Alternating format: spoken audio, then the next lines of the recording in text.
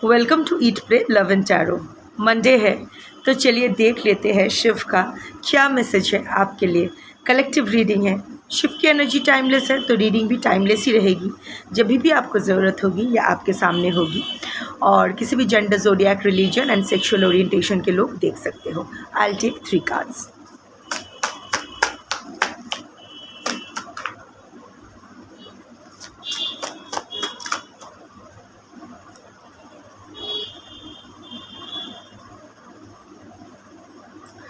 Bottom of the deck, this was destined. जो भी आपके साथ हो रहा है, इतना जान लो कि कुछ भी ऐसे नहीं हो रहा है। एक मिनट, मुझे कार्ड संभाल के रखने होते हैं। My cat meow, otherwise just take the cards and go. तो anyway, bottom of the deck is this was destined. निश्चिंत रहो। See the mudra, this is so coming and mudra. निश्चिंत रहो। जो भी हुआ है, जो भी हो रहा है और जो भी होगा, गुड, बैड, अगली, whatever you think, everything is destined and everything is meant to happen for your highest good।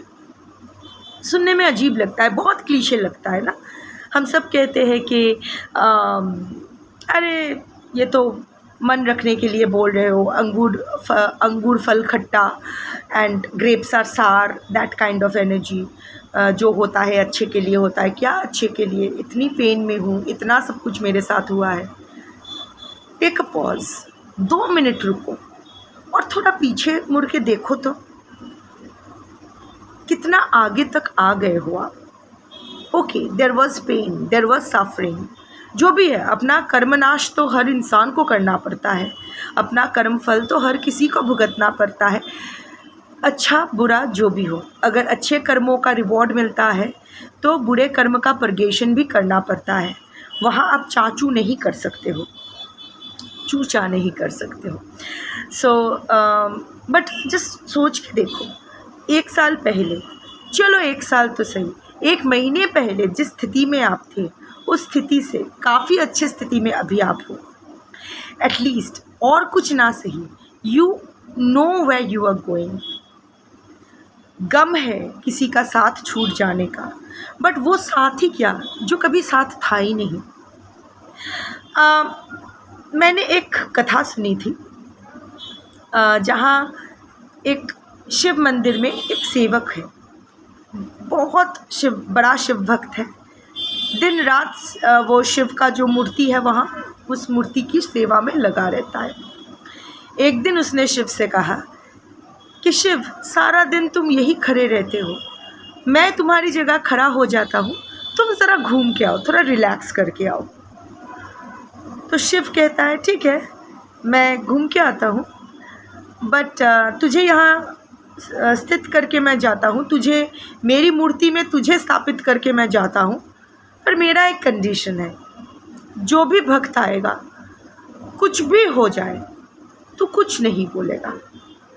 सेवक राज़ी हो जाता है, बोलते ठीक है, जाओ आप घूम के आओ। शिव चला जाता है 1 दिन के लिए छुट्टी लेके, और सेवक वहाँ रह जाता है।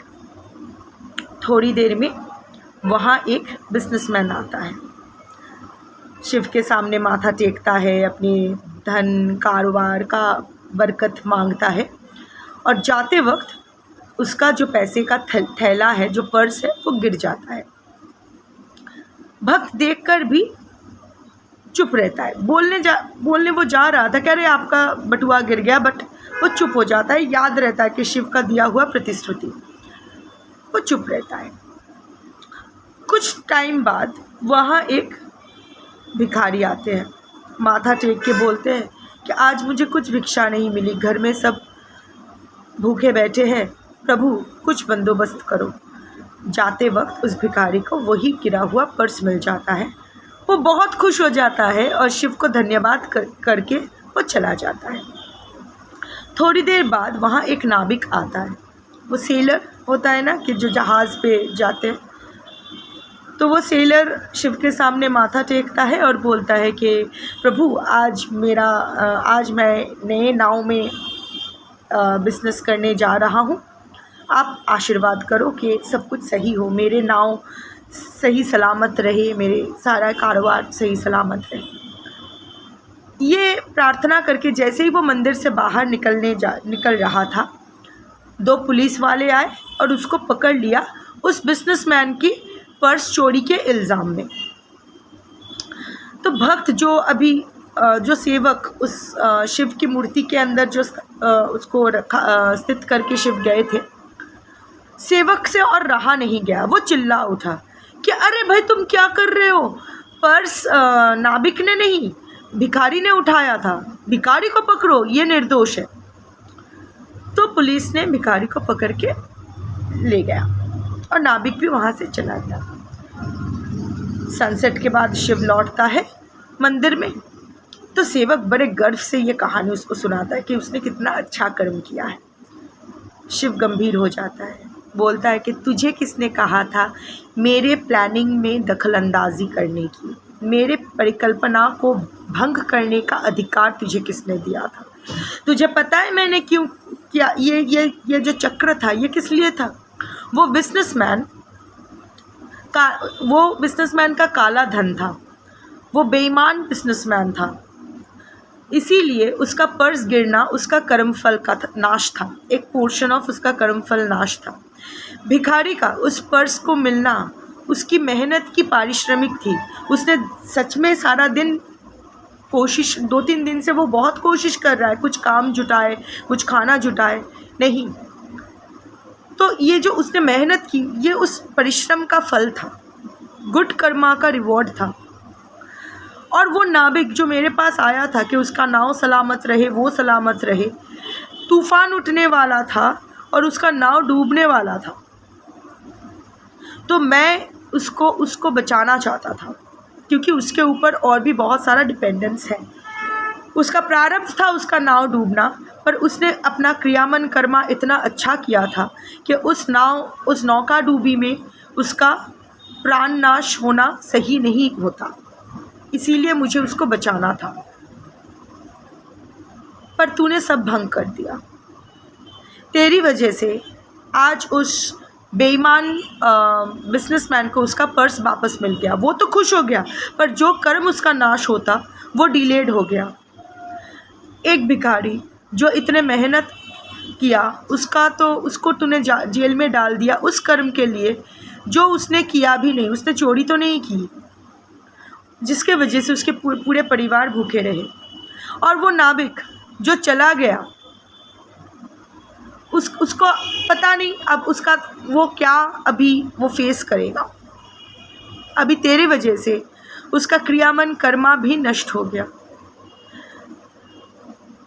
तो इससे हमें ये सीख मिलती है कि हम लोग ना मोमेंटरी चीज़ को देखते हैं और रिएक्ट कर जाते हैं, जो बहुत स्वाभाविक है। इसीलिए हम लोग मानव है, देव नहीं।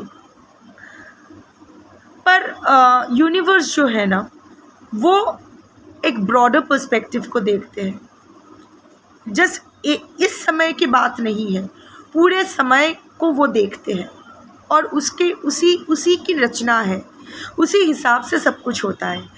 कर्मा, किसी को कर्म प्राप्ति के लिए ना आपकी सहायता की ज़रूरत नहीं है यूनिवर्स को। हाँ, ये ज़रूर है कि आपके साथ अगर कोई अन्याय हो रहा है तो डेफिनेटली आप उसके खिलाफ़ आवाज़ उठाओ, अपने जस्टिस के लिए, अपने राइट्स के लिए, अन्याय के खिलाफ़ आवाज़ उठाओ। ये आपका क्रियामन कर्मा है, ये आपको करना ही है। आपके साथ अगर गलत कोई डूबने वाला है और वो ऐसे बचने की कोशिश भी ना करे, ऐसा नहीं है। भाग्य प्लस कर्म इक्वल टू फल होता है। सो बिना कर्म के आपका भाग्य कभी आपको आपके फल तक नहीं ले जा सकता है। यही रचना है, इसी हिसाब से दुनिया चलती है। आपके और मेरे मानने ना मानने पर यह निर्धारित नहीं है। सो यस, कर्म करो, जैसे माधव ने भी कहा था कि कर्म फल त्यागा, कर्म करो फल त्याग दो। ओके, अगर आप सपोज़ किसी ने आपके साथ गलत किया है तो उसको अपना कर्म आप उसको अपना कर्म देने के लिए अपने हिसाब से जो मेहनत करनी है, अपने जस्टिस के लिए जो करना है वो करो। पर इतना रेस्टलेस मत हो कि उसको क्यों कर्मा नहीं मिल रहा है, मैं इतनी कोशिश कर रही हूँ फिर भी उसको नहीं मिल रहा है, वो क्यों खुश है, मैं क्यों दुखी हूँ। सबसे पहली बात, ये गांठ बांध लो कि आपकी मदद की ज़रूरत नहीं है यूनिवर्स को। सेकंड, आप इतना इम्पॉर्टेंट नहीं हो, बहुत सारे फैक्टर्स में से एक फैक्टर हो। थर्ड, कर्मा कभी रश नहीं करता है। जब टाइम वो सब रिकॉर्ड करता है और जब वो आता है तो एकदम निशाना लगा के आता है, सही निशाने पर निशाना लगाता है, प्रेसिशन के साथ आता है। आपको बस अपना कर्म अवेयरनेस के साथ पालन करना है, अपना कर्म करते जाना है और आगे बढ़ते जाना है। अगर कोई आपके साथ कुछ बुरा किया है, डेफिनेटली उसके खिलाफ आवाज़ उठाओ, लड़ो, सब जो सच है वो सामने लाओ। पर अगर इस लड़ाई में आप 3D में जीत ना भी पाए, हार जीत के बारे में सोचो ही ना, लड़ना ज़रूरी है, लड़ो और फिर हारोगे जीतोगे, ये सब यूनिवर्स को समर्पण करके, शिव को समर्पण करके आगे बढ़ते रहो। अपनी शांति, फाइंड योर पीस, वो ज़रूरी है। फ़ाइट मारना इसीलिए ज़रूरी है कि मैंने बहुत फ़ाइट मारा, तब तक फ़ाइट मारते रहो, एफ़र्ट डालते रहो जब तक और कोई ऑप्शन ही ना रहे, और कुछ बचे ही ना। You know that you have given your 1000% effort, you have fought as long as you could. इसके बाद और आप कुछ कर नहीं सकते और उसके बाद आप अपना स्वॉर्ड डाउन कर दो, क्योंकि जब आप अपना स्वॉर्ड डाउन करोगे, शिव अपना त्रिशूल उठाएंगे। जो भाग्य लिखे वो देव, जो भाग्य बदल दे वो महादेव। काल जो कर्म डिसाइड करती है, उसको जो रेगुलेट करते हैं वो है महाकाल।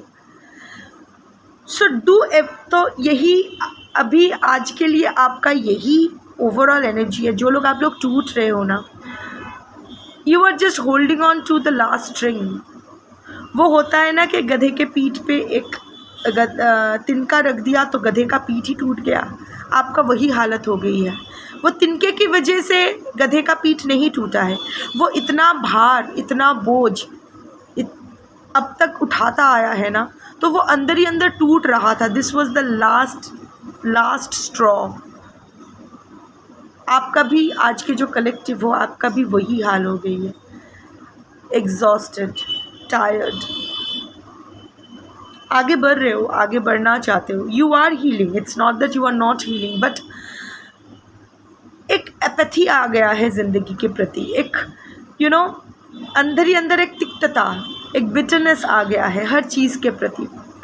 कर तो रहे हो सब कुछ, निभा रहे हो हर जिम्मेदारी, बट एक तिक्तता आ गई है, एक नाराज़गी, एक वो। और ये नाराज़गी ना एक रूठा हुआ बच्चे की नाराज़गी है, जिसका किसी ने नहीं सुना, जिसे किसी ने नहीं समझा, जिसको कभी किसी ने थैंक यू या सॉरी नहीं बोला, जो हमेशा बस 2 मीठे बोल का भूखा रहा पर उसको कुछ नहीं मिला, जो करता रहा सबके लिए पर समवॉट अल्टीमेटली सबके पंचिंग बैग भी वही बन गए। इन दैट केस शिव आज यही आपसे कहना चाहते हैं कि जो भी आज तक आपके साथ आया है, होता आया है, इट वॉज डेस्टिन्ड। ये आपकी डेस्टिनी थी, आपकी कर्मिक पगेशन थी। So don't worry about it, it's about to get over. इसको ना हम लोग बंगाली में बड़ा भय कहते हैं कि दिस इज़ द व्हेन वो जब देव किसी भी डेटी जब ऐसे करते हैं तो इट्स लाइक डरो मत, निर्भय भव, इट्स दैट एनर्जी। सो डरो मत, निर्भय बनो, होल्ड ऑन। आपका karmic purgation is almost over, a new cycle, can begin for you. अब a new cycle will begin for you. यही नियम है, एक कार्मिक साइकिल एंड होता है तो दूसरा चालू होता है, पर वो कार्मिक साइकिल पॉजिटिव होगा या नेगेटिव होगा ये आप डिसाइड करोगे. Because see the first card, wonderful card today. What you lost was never made for you. जो भी आपने आज तक खोए हो, चाहे वो रिश्ता हो, जॉब हो, मटेरियल चीज़ें हो, वो आपका था ही नहीं. I can see most of you, 90 to 95% of my collectives today are mourning the loss of a dear one. जो उनको छोड़ के चले गए हैं. जो आपको छोड़ के जाए वो कभी आपका हो कैसे सकता है. जिसे आपके दर्द से फ़र्क ना पड़े वो कैसे आपका हो सकता है. जिसका असलियत आपने देख ली, जिसने आपके लॉयल्टी डिवोशन के बदले सिर्फ आपको बिट्रे किया, वो आपका कैसे हो सकता है. ज़िंदगी में कचरा जमा नहीं करना होता है, वो कचरा बाहर कर देना होता है. तो यूनिवर्स, शिव भी आपकी ज़िंदगी से वो सारे कचरे बाहर कर रहे हैं.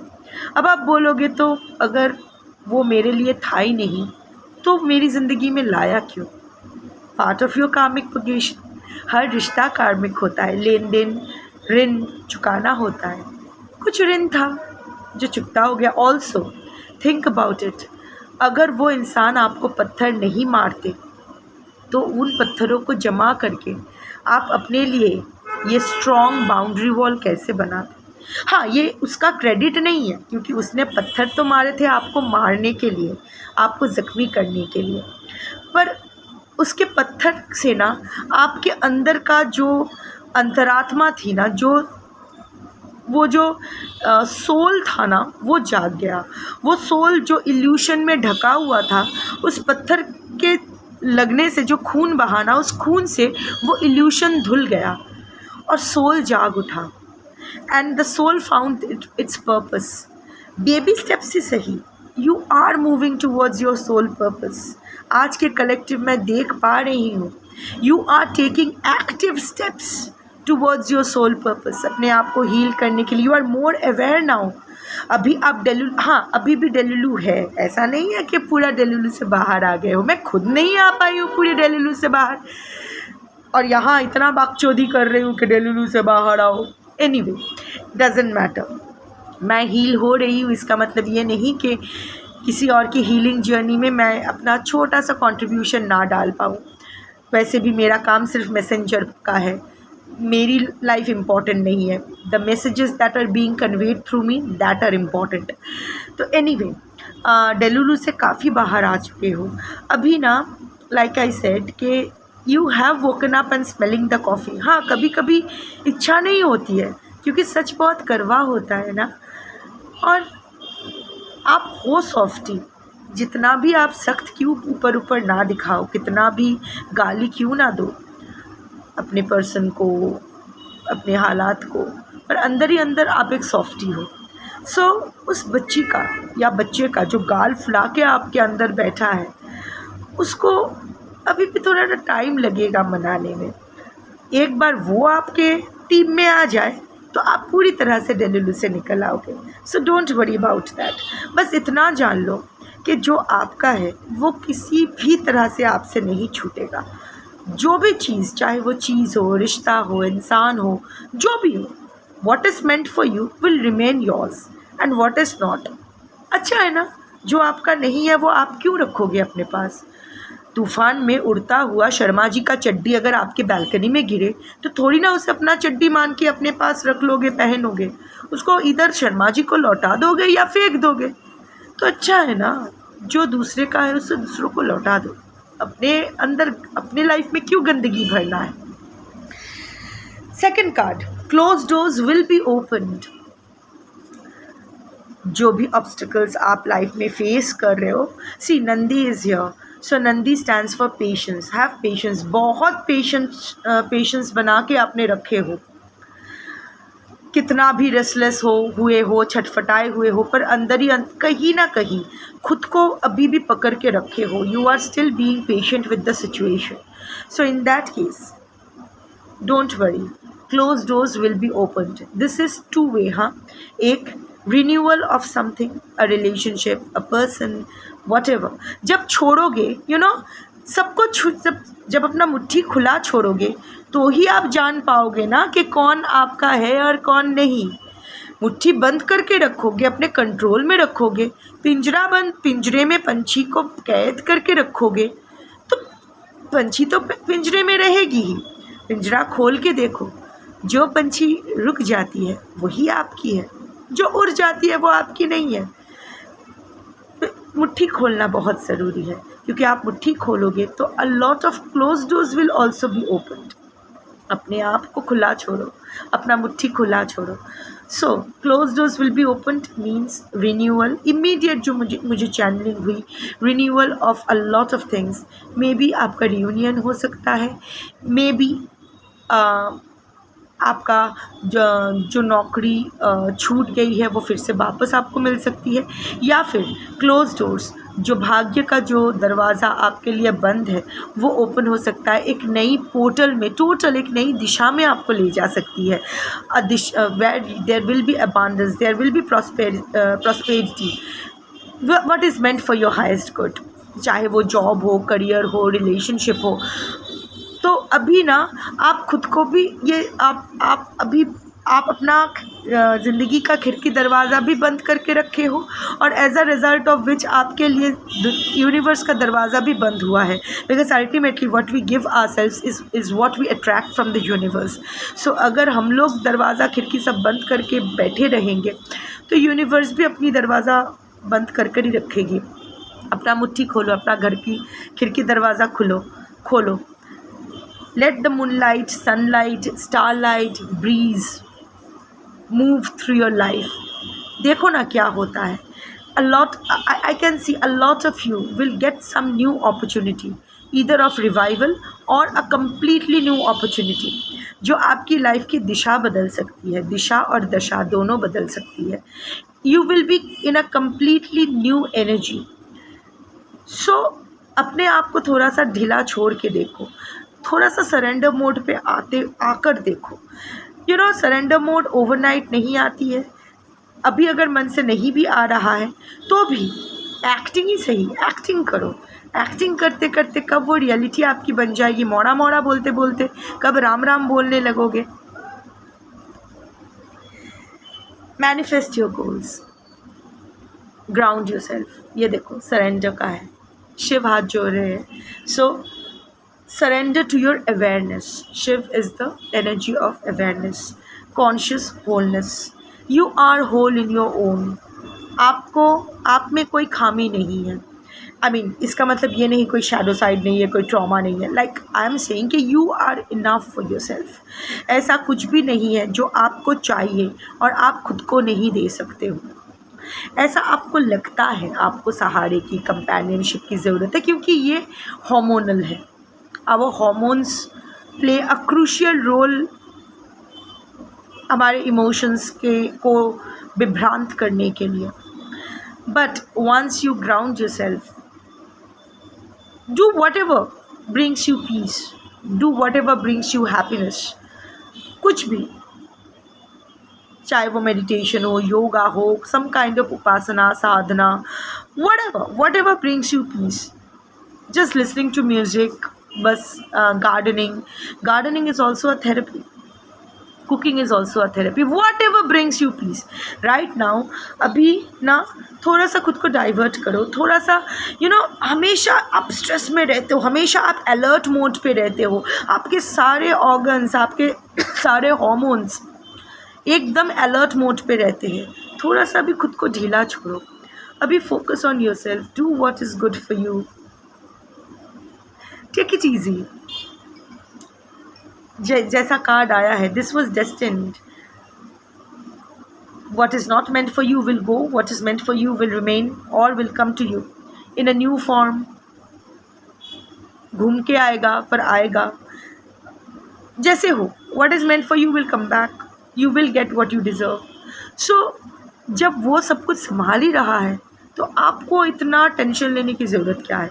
आप रिलैक्स करो, अपना कर्म करो with honesty, with awareness, with consistency. Consistent होना लाइफ में बहुत ज़रूरी है। एक काम आज किया, 2 दिन किया, 3 दिन किया, फिर नहीं किया 10 दिन तक, फिर अचानक शुरू किया, नो। यूनिवर्स कंसिस्टेंट रहते हैं। यूनिवर्स को कभी देखा है छोड़ आज सूरज नहीं उगाना है, छोड़ आज रात नहीं ढलाना है, ऐसा नहीं होता है ना। हर चीज़ को जब होना होता है होता है। तो similarly consistence is the key. Without dedication, discipline and consistency you can't achieve anything in life. Universe से अगर manifest your goals but without dedication, discipline and consistency, आपके गोल्स भी आपके लिए मैनिफेस्ट नहीं करेगी, क्योंकि आपकी मैनिफेस्टेशन ही चैरियट एनर्जी में चली जाएगी, इधर उधर जाती रहेगी। आपको पता ही नहीं होगा कि आपको मैनिफेस्ट एग्जैक्टली क्या करना है। Also be specific with your manifestations, be very very specific, no mix signals. मन में कुछ, ज़ुबान पे कुछ, दिमाग में कुछ नहीं होना चाहिए। बी वेरी क्लियर, अपने साथ बैठो, invoke the Shiva energy in you, awareness की एनर्जी। देखो गुस्से से नहीं, not driven by your emotions और हॉर्मोन्स। देखो आपको आपके लाइफ में क्या चाहिए, क्या आपके लिए सटीक है, उसके बाद वो मैनिफेस्ट करो। और सिर्फ मैनिफेस्टेशन से कुछ नहीं होता, you have to take action towards it. तो हाँ, मैनिफेस्ट करो, कर्म करो, फल शिव पे छोड़ दो, universe will take care of it. That's your reading for today. Thank you for watching. ओम नमः शिवाय। शंभो।